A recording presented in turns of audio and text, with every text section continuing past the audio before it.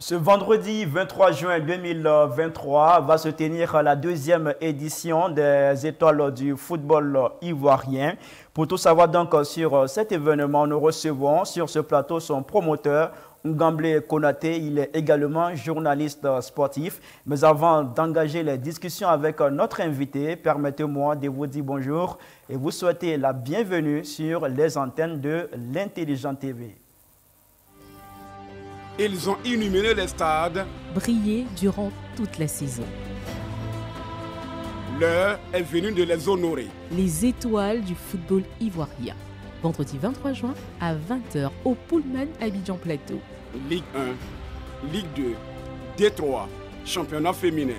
33 nommés, 15 trophées, 3 prix spéciaux. Une soirée de gala pour une nuit étoilée. À l'honneur des meilleurs acteurs du football ivoirien.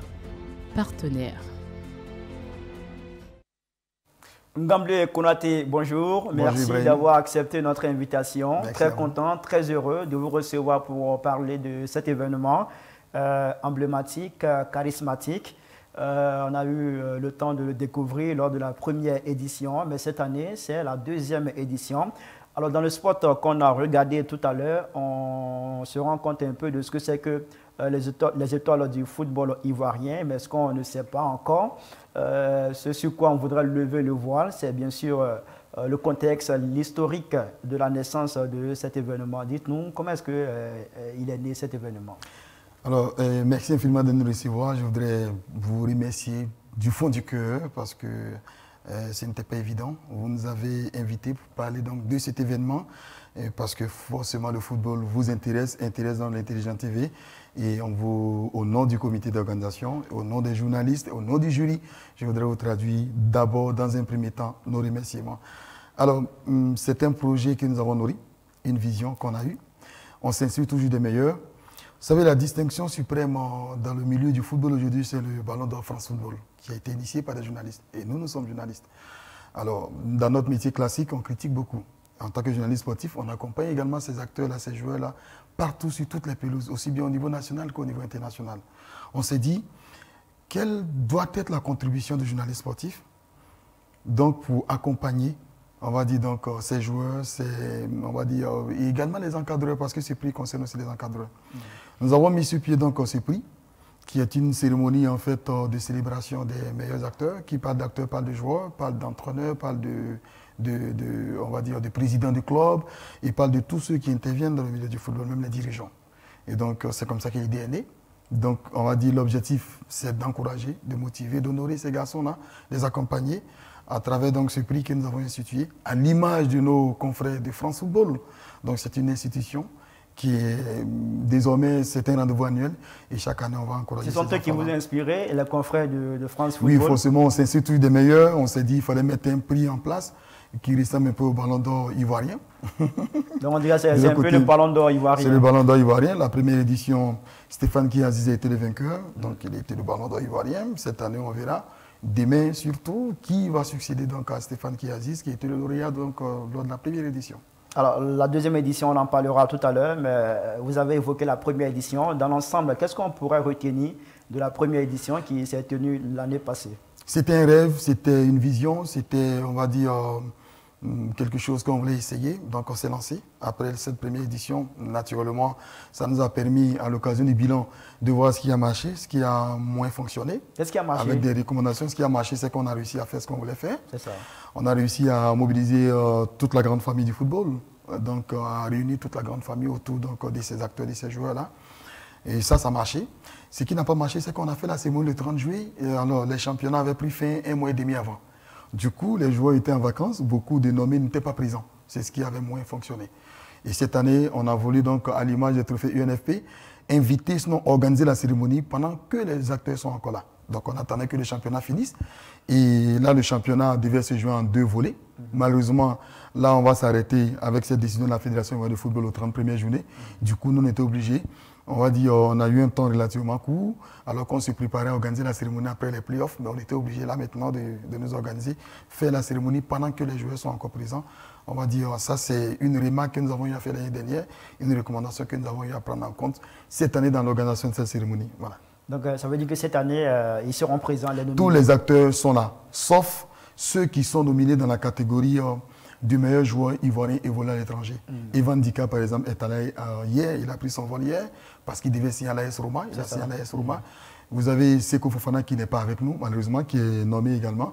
Vous avez Ibrahim Sangaré. Oui, Ibrahim Sangaré. Mais tous ont été contactés à travers, donc, on va dire, leur entourage et tout. Donc, on espère que ceux-là, peut-être Ibrahim Sangaré sera avec nous, on va voir jusqu'à demain. Mais à part ceux-là, tous les autres, heureusement, Kouassi, tout le monde est là. Voilà. Alors pour la deuxième édition, cette année, on aura au total 18 on aura 18 prix, 3 prix spéciaux, dont on a 15 prix ordinaires, 3 prix spéciaux.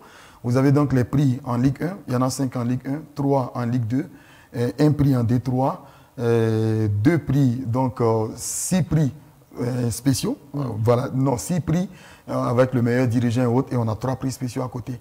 Alors il y a des prix d'honneur, des prix d'encouragement dont on ne parle pas forcément, mais ça sera une surprise demain, parce que ça, ce sont des prix qui vont forcément, on va dire, susciter de l'émotion dans la salle, parce qu'il y a des événements qui ont marqué la saison, qui soient des événements heureux ou malheureux, mais dont on a tenu compte et qu'on va essayer donc de rappeler demain à travers donc une distinction qu'on va, on va dire, accorder à des acteurs clés. En fait, on a 33 nominés cette année. Oui, on a 33 nominés. Comment s'est fait le casting de ces 33 nominés? Quels sont les critères qui ont prévalu à la nomination de ces personnes-là? Alors, les critères, c'est exclusivement la performance. Il n'y a pas de favoritisme.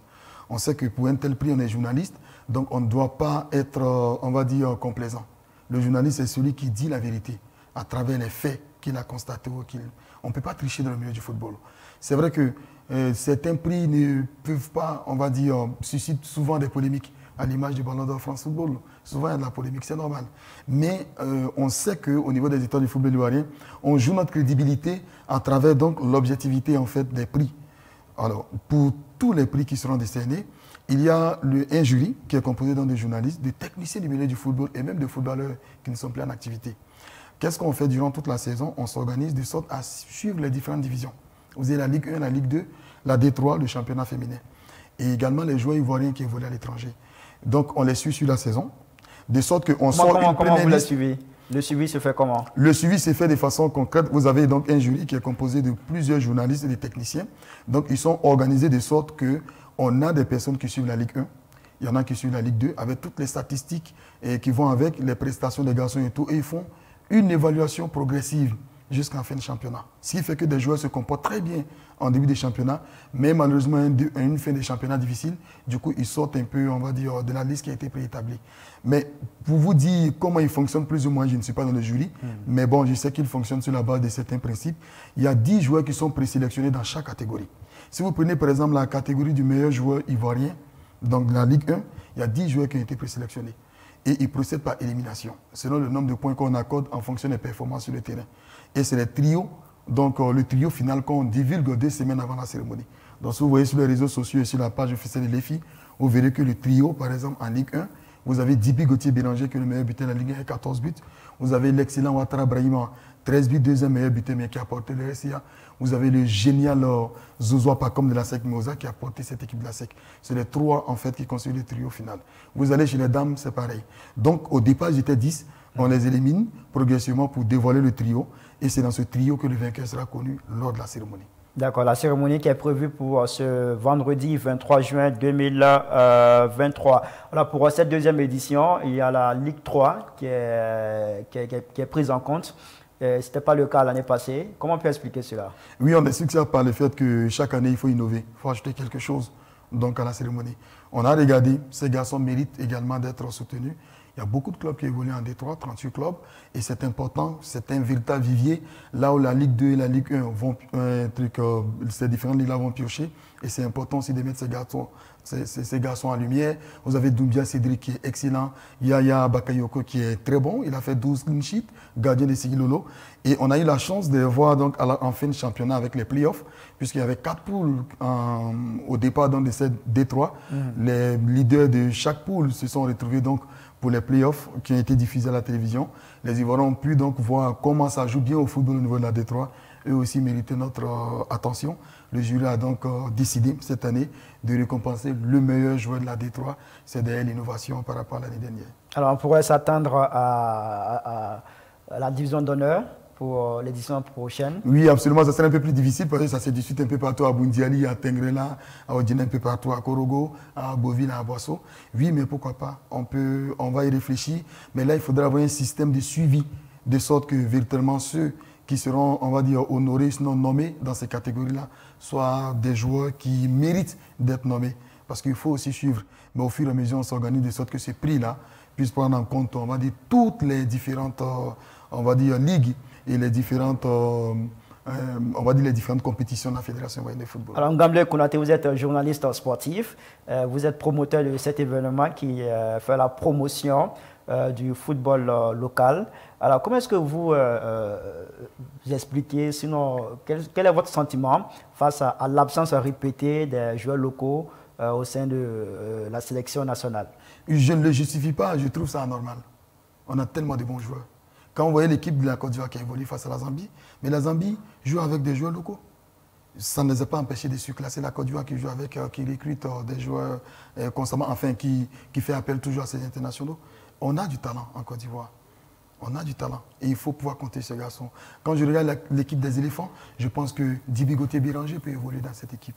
Je pense que Ouattara Brahima peut évoluer dans cette équipe. Je pense que Zouzou Pakom Kramo Aubin peuvent évoluer dans cette équipe. Donc, je pense que c'est quelque chose qu'il faudra revoir.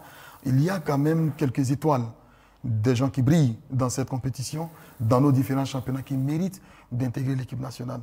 Vous dites qu'on a du talent, il y a des étoiles au sein de ce championnat.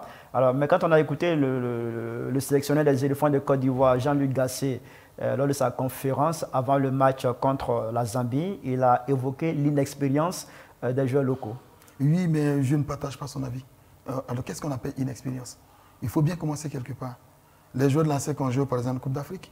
Ils sont arrivés en demi-finale. Ceux-là ont la possibilité d'intégrer l'équipe. L'expérience, c'est ça qui est. Il faut préparer l'avenir. Quand vous avez des joueurs, on va dire une équipe nationale, on peut faire appel à 3 ou 4 joueurs qui regardent. Ils ne sont pas obligés d'être titulaires tout de suite. Mais ils observent depuis le banc des touches. Il faut préparer l'avenir. Mais c'est avec ceux-là qu'il faut préparer l'avenir. Je pense qu'on a des joueurs sur lesquels on pourrait éventuellement miser. Et l'entraîneur, je pense, il a dit, je ne partage pas cet avis, on a des étoiles en Côte d'Ivoire, on a quelques-uns qui sont au-dessus du lot et il faudrait donner leur chance.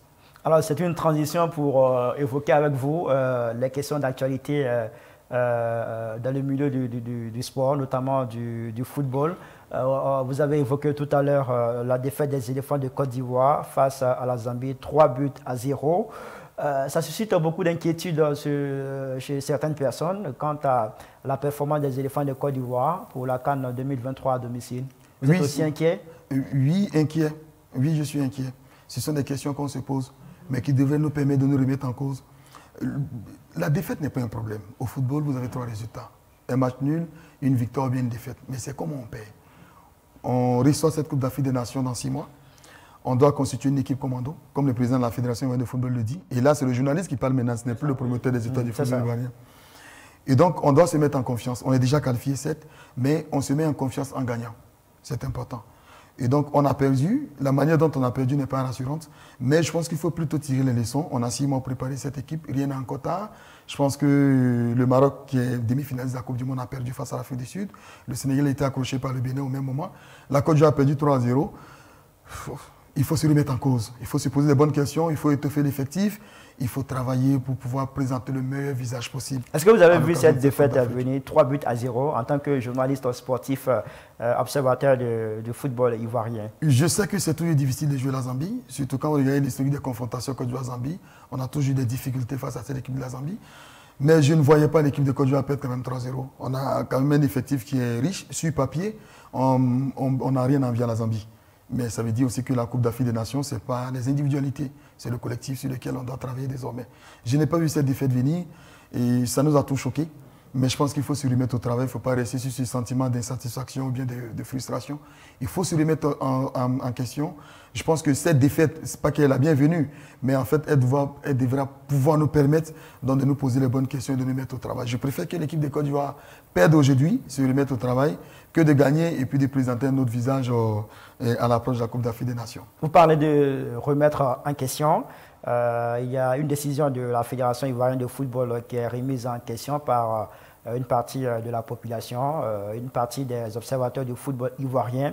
Il s'agit de l'annulation des playoffs pour la Ligue 1 ivoirienne, une décision qui a consacré l'ASEC Mimosa championne de Côte d'Ivoire pour la 29e fois.